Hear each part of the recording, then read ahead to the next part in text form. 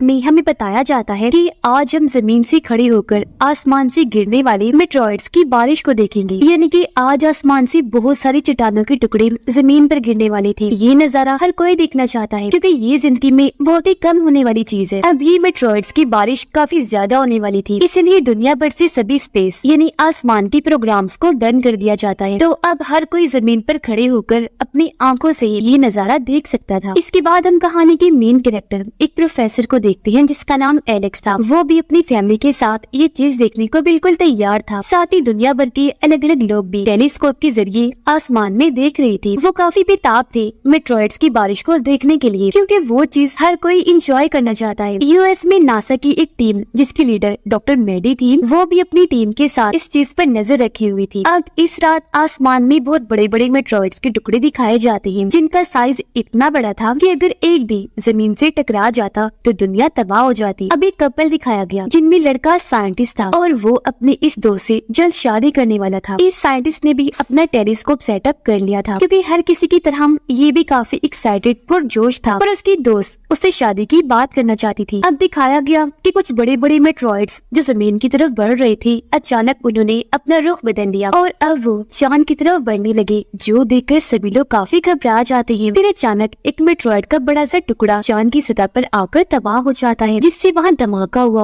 और चांद का बहुत बड़ा हिस्सा टूट गया, जिससे अब मेटरॉइड और चांद का मलबा जमीन की तरफ गिरना शुरू हो जाता है। ये देखकर डॉक्टर मेडी यूएस के प्रेसिडेंट को फौरन इस बारे में खबर कर देती है। मेडी और उसकी टीम अपनी कैलकुलेशन हिसाब से पता लगाती है कि अगले 1 घंटे में ये मलबा जमीन से आकर टकरा जाएगा, जिस बारे में उन्होंने प्रेसिडेंट को भी खबर कर दी थी, जिस वजह से पूरी जगह को बंद कर दिया जाता है। लेकिन कुछ ही देर बाद मेटरॉइड का एक छोटा सा टुकड़ा जमीन की एक सतह से आकर टकरा गया, जिससे वहाँ धमाका हुआ और जमीन पर भी काफी तबाही मच गई, जिसकी खबर फौरन साइंटिस्ट यूएस के प्रेसिडेंट को करती है। एक मेटरॉइड का टुकड़ा ऑस्ट्रेलिया के एक समंदर में आकर गिर जाता है, जिससे वहाँ काफी बड़ी सुनामी की लहर बन जाती है और इस वजह से ऑस्ट्रेलिया और आसपास के मुल्कों में सुनामी आने लगती है। पर फिलहाल इससे इतनी तबाही नहीं हुई क्योंकि पहले ही लोगों को वहाँ से निकाल लिया गया था। मेडी प्रेसिडेंट की एक मीटिंग में उन्हें वीडियो कॉल करती है और सारी सूरत हाल के बारे में खबर करते हुए बताती है कि मेटरॉइड के इस हादसे की वजह से चांद ने अपनी जगह बदल ली, वो जमीन के करीब होता जा रहा है। कैलकुलेशन से हमने पता लगवाया है कि वो जमीन की 35,000 किलोमीटर करीब आ चुका है। ये चीज काफी परेशान करने वाली है। मजीद इसका क्या इम्पैक्ट हो सकता है, इस बारे में हम पता करवा रहे हैं और किस कदर ये इम्पैक्ट खतरनाक हो सकता है ये भी पता लगवाया जा रहा है। जो बात सुनकर सभी काफी फिक्रमंद हो जाते हैं। अब पहला मेटरॉइड का टुकड़ा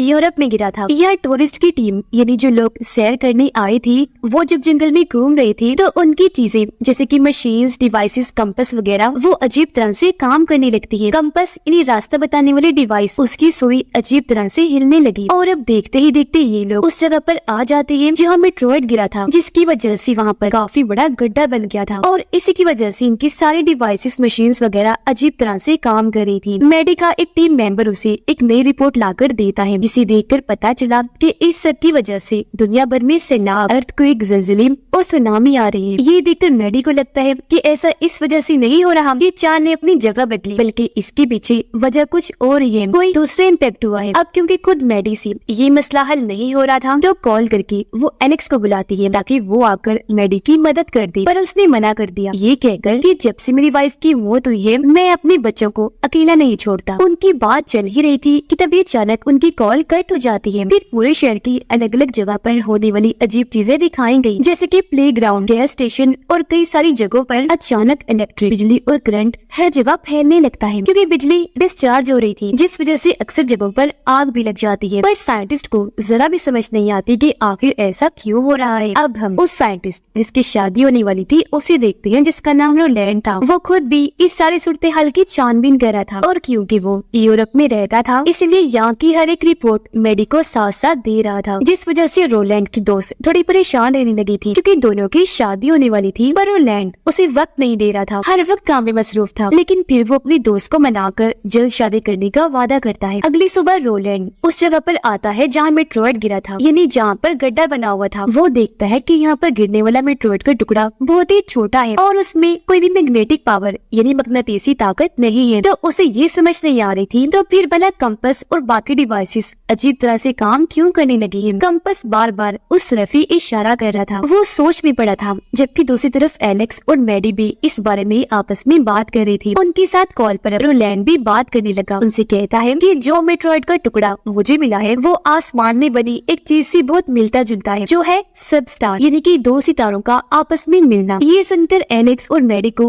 अब समझ आने लगती है कि जो मेट्रॉइड्स की बारिश हुई थी वो आसमान में दरअसल 2 सितारों के एक दूसरे से टकराने से हुई थी, जिसके बाद ही मेट्रॉइड्स का बहुत बड़ा झुंड जमीन की तरफ आने लगा था, जिनमें से एक तो आकर टकरा गया जमीन से, जबकि एक टकराया चांद से। लेकिन जो मेट्रॉइड चांद पर जाकर तबाह हुआ था उसकी वजह से वहाँ काफी बड़ा गड्ढा बन गया और अब चांद एक बहुत बड़े मैग्नेटिक मकनातीस की तरह काम कर रहा है। यही वजह है कि जमीन और चांद अपने उन मेट्रॉइड्स की वजह से एक दूसरे की तरफ बढ़ रहे हैं, जो दोनों इन्हीं जमीन और चांद पर गिरे थे, क्योंकि वो मेट्रॉइड से एक दूसरे को अपनी तरफ खींचने का काम कर रहे हैं, जिसका मतलब साफ था कि जमीन और चांद भी एक दूसरे से टकरा सकते हैं। अब ये सारी जानकारी मैडी प्रेसिडेंट को देती है, जिस पर वो सलाह देती है कि तुम अपनी एक टीम बनाओ ताकि इस चीज पर काम कर सको। जिस वजह से अब मैडी एलेक्स को बुला लेती है ताकि उसे भी अपनी टीम में शामिल कर सके, और इस बार एलेक्स को आना ही पड़ता है। ये पूरी टीम जब बन गई तो टीम के लिए खास किस्म की लैब भी बनाई जाती है, जिनका ताल्लुक अलग अलग मुल्कों की साइंटिस्ट और स्पेस स्टेशन को चलाने वाले लोगों से था। चांद जमीन के इतना करीब आ गया था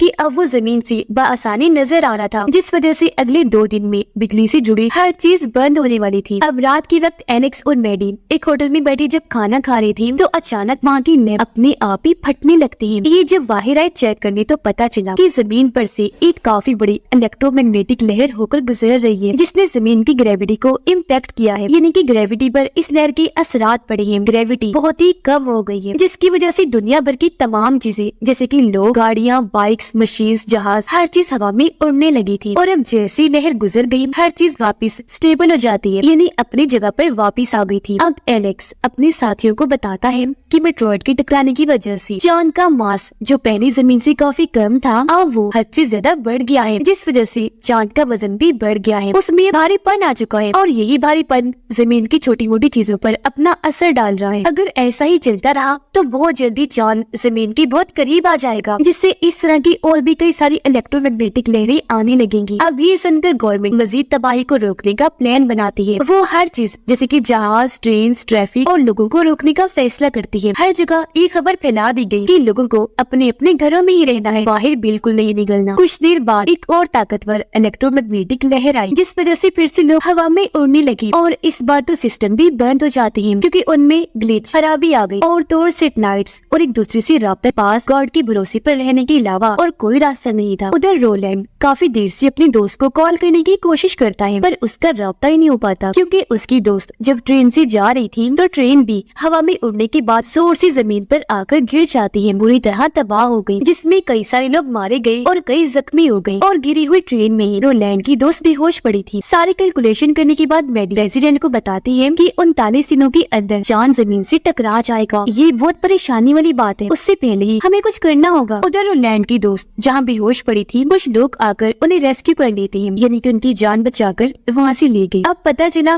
कि सिर्फ 20% मुल्क ही ऐसे हैं जो एक्स्ट्रा बिजली की वजह से रोशन है अभी तक, वरना उनके अलावा पूरी दुनिया में तो अंधेरा छाया हुआ है। मुसीबतें बढ़ती ही जा रही थी, क्योंकि ये इलेक्ट्रोमैग्नेटिक लहरें अब बार बार आ रही थी और पहले से भी ज्यादा ताकतवर होकर। उधर एलेक्स की बच्ची अपने डैड को लेकर काफी फिक्रमंद हो रही थी, क्योंकि काफी देर से उनकी बात ही नहीं हो पाई थी, कॉल भी नहीं लग रही थी। वो ठीक भी है या नहीं ये भी बच्चे नहीं जानती थी। वो अपने दादाजी से जिद करने लगते हैं कि हमें डैड से मिलवाने ले चलिए। पहले तो उन्होंने मना कर दिया, पर उनके बार बार कहने पर वो मान गई। वो दोनों बच्चों को गाड़ी में बिठाकर वहाँ से ले जाने लगे एलेक्स से मिलवाने के लिए। पर जब ये रास्ते में थे तो फिर से काफी बड़ी इलेक्ट्रोमैग्नेटिक लहर आ गई, जिससे इनकी गाड़ी हवा में उड़कर काफी दूर जाके गिरती है। इनका एक्सीडेंट हो गया, जिसमें तीनों ही जख्मी हो गई। वो भी इन्हें बचाने नहीं आते। समंदर में एक बहुत बड़ी शिप जब आगे बढ़ रही थी तो लहर की वजह से वो भी पानी में ऊपर उठ गई, जिससे उसका बहुत सारा सामान भी बाहर निकलकर उड़ना शुरू हो गया। अगली ही पर शिप उल्टी सीधी होकर पानी में जा गिरी, पूरी तबाह हो गई। इससे काफी जानी और माली नुकसान हुआ, जिससे अंदाजा हो गया कि अब तो नुकसान हद से ज्यादा ही बढ़ गई है। तो इन सारे हालात को देखते हुए प्रेसिडेंट कर्फ्यू लगाने का ऐलान कर देती है। बस, ट्रेन, शिप्स, प्लेन, यहाँ तक कि लोगों को भी सख्ती से रोक दिया जाता है। अब मैडी ने इन हालात से निपटने का हल निकाल लिया था। वो सबको कहती है कि हम चांद की ग्रेविटी ही कर सकते हैं, हमें उसके कोर यानी मेन हिस्से में धमाके करने चाहिए, पर ऐसा करने के लिए हमें बहुत ही पावरफुल ताकतवर रॉकेट्स चाहिए होंगे। इन धमाकों की वजह से वो मेट्रॉइड जो चांद पर है और जो जमीन जमीन पर है, जो अभी तो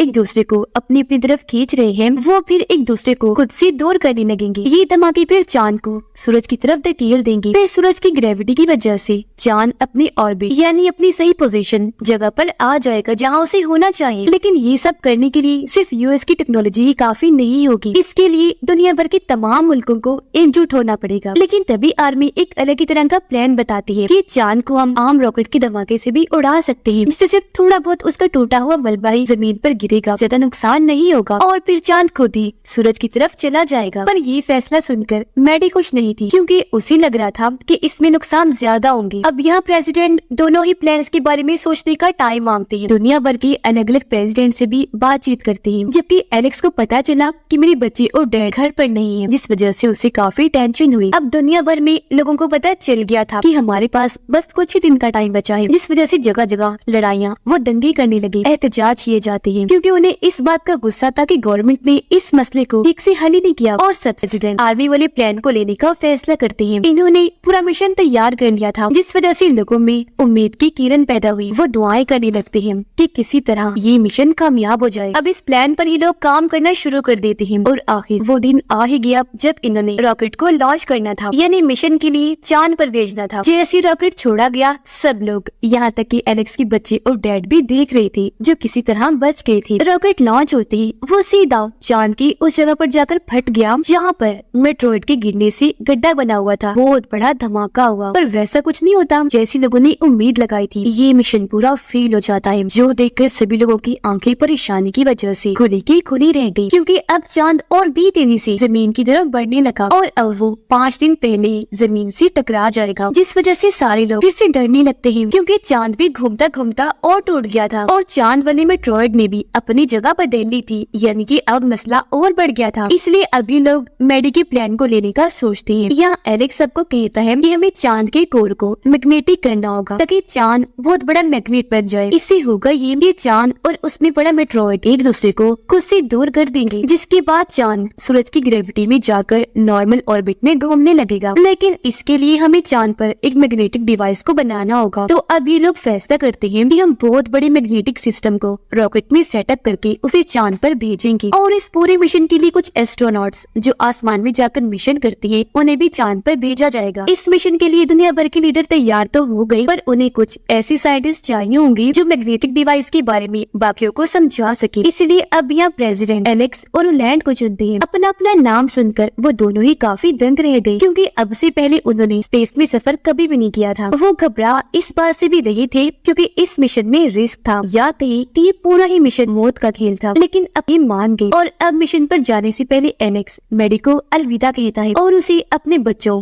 और डैड को ढूंढने का भी कहता है। उधर रोलैंड की दोस्त को जब ये पता चला कि इस मिशन के लिए वो भी जा रहा है, तो उसे काफी बुरा लगा। इसलिए अब वो काफी मुश्किलात का सामना करते हुए रोलैंड के पास आई उससे मिलने। वो भी जैसे अपनी दोस्त को देखता है काफी जज्बाती हो गया। रोते हुए दोनों एक दूसरे को गले से लगा लेते हैं। अब दोनों ही जानते थे कि शायद रोलैंड जिंदा बचकर वापस ना आए, इसलिए जल्दी दोनों शादी कर लेते हैं और बहुत सा अच्छा वक्त एक दूसरे के साथ गुजारते हैं। जिसके बाद दोनों यूरोप आए, जहाँ से ये मिशन पर जाने की तैयारी करने लगे। इनके साथ 2 और एस्ट्रोनॉट्स भी जा रहे थे। उधर एलेक्स की डैड की हालत काफी खराब हो जाती है। उन्हें पता था कि अब मैं बचने वाला नहीं हूँ, इसीलिए वो दोनों बच्चों को आखिरी अलविदा कहते हैं, जिसके कुछ ही पलों के बाद उनकी मौत हो जाती है, जिस वजह से दोनों बच्चे अकेले रह गए थे। पर इनकी किस्मत अच्छी थी, क्योंकि एक अच्छा इंसान इनको शहर तक लिफ्ट देने की ऑफर करता है। दूसरी तरफ रोलैंड का मॉड्यूल लॉन्च हो जाता है और अब रोलैंड चांद पर आकर वहाँ कोई ठीक मुनासिब जगह ढूंढने लगा, जहाँ वो अपनी चीजों सामान वगैरह को सेटअप कर सके। मैडी को भी एलेक्स के बच्चे मिल गए थे, इसीलिए वो फौरन राब्ता करके एलेक्स को इस बारे में बता देती है। ये जानकर वो काफी खुश हो गया और अब वो वीडियो कॉल करके अपने बच्चों को अच्छे से अलविदा कहता है, जिसकी कुछ ही देर के बाद इनका ये मिशन शुरू हो गया और रोलैंड वाला मॉड्यूल चांद की सतह पर उतर जाता है। अब इनके मिशन की पूरी वीडियो लाइव दुनिया भर में दिखाई जा रही थी। सारे साइंटिस्ट एस्ट्रोनॉट चांद पर आकर अपनी डिवाइस मशीन को वहाँ सेटअप करने लगते हैं। कैलकुलेशंस करके इन्हें पता चलता है कि जो जगह इन्होंने चुनी थी, इन्हें जो इनका टारगेट है वहाँ तक जाने के लिए इन्हें 6 घंटे लग जाएंगे। इसके अलावा जब इन्हें बैटरी में गड़बड़ का पता चला तो वो इसे भी बदलने का सोचते हैं, पर इसको भी बदलते बदलते 5 घंटे लग जाने थे। इसलिए अब जनरल इनसे राब्ता करता है, कहने लगा कि तुम चांद की पूरी सतह को स्कैन करो और जिससे जमीन पर इम्पैक्ट हुआ है वहाँ के कोऑर्डिनेट यानी वहाँ की सूरत-ए-हाल के बारे में हमें बताओ, ताकि ताकि हम यहाँ से कोई मदद भेज सके। अब चांद की पूरी जमीन को स्कैन करने के लिए ये लोग रोलैंड और एक एस्ट्रोनॉट लड़की को स्पेसशिप के जरिए वहाँ से भेज देते हैं ताकि ये कोऑर्डिनेट्स जमीन वालों को भेज सके। लेकिन ये मिशन हर गुजरती पल के साथ मुश्किल से मुश्किल होता जा रहा था। ऐसा लग रहा था कि जमीन का खात्मा भी हो सकता है। इसलिए दुनिया भर के लोग मिशन की कामयाबी शायद उन्होंने ये कबूल कर लिया था कि आज हमारा आखिरी दिन है, इसलिए ये लोग अपनी जिंदगी के आखिरी पलों को एंजॉय कर रही थी। अब बैटरी इसी तरह बदल तो गई थी, पर वहाँ के हालात खराब होने लगे क्योंकि तभी उनका छोटा स्पेसशिप गड़बड़ी की वजह से जोरों से हिलने लगा। जमीन पर साइंटिस्ट जहाँ उनके कोऑर्डिनेट्स आने का इंतजार कर रही थी, तो तभी उनका राब्ता आपस में टूट जाता है। पर बाद में पता चला कि रोलैंड और एस्ट्रोनॉट्स वाला स्पेसशिप पत्थर से टकराने की वजह से तबाह हो गया। एस्ट्रोनॉट स्पेस में गिरने लगी और उसका हाथ रोलैंड ने पकड़ लिया। हालांकि बचाने की बहुत कोशिश की, पर वो स्पेसशिप में गिरने की वजह से मारी गई। रोलैंड जब एलेक्स से राब्ता करता है तो उससे पता चला कि इनके डिवाइस मशीन में कोई गड़बड़ी है, जिस वजह से कोऑर्डिनेट्स को जमीन पर ही नहीं भेज सकते। मगर अब इनके पास सिर्फ 10 मिनट का ही टाइम बचा था, इसलिए रोलैंड फिर भी हिम्मत करता है। वो जैसी तैसी डिवाइस को स्टार्ट करता है और चांद का सारा डेटा जमीन पर साइंटिस्ट को भेजने का प्रोसेस शुरू कर देता है, जिससे जमीन का एक रॉकेट वहाँ से लॉन्च हो जाता है। अब इनका आधा काम तो पूरा हो गया था और बचने का इनके पास टाइम भी था, इसलिए दूसरा एस्ट्रोनॉट रोलैंड को लिए बगैर ही एलेक्स को वहाँ से निकलने का कहता है। पर एलेक्स ने मना कर दिया कि मैं रोलैंड को लिए बगैर नहीं जाऊंगा। वो खुद भी रोलैंड से राब्ता करता है और उसे जल्द से जल्द वापस आने का कहता है। पर क्योंकि रोलैंड का स्पेसशिप आधा टूट गया था, तो इस वजह से उसका वापस जाना बहुत मुश्किल था, इसलिए वो उन लोगों से राब्ता करके उन्हें यहाँ से जाने का कहता है। उसे ये लोग छोड़कर जाना तो नहीं चाह रहे थे, पर ना चाहते हुए भी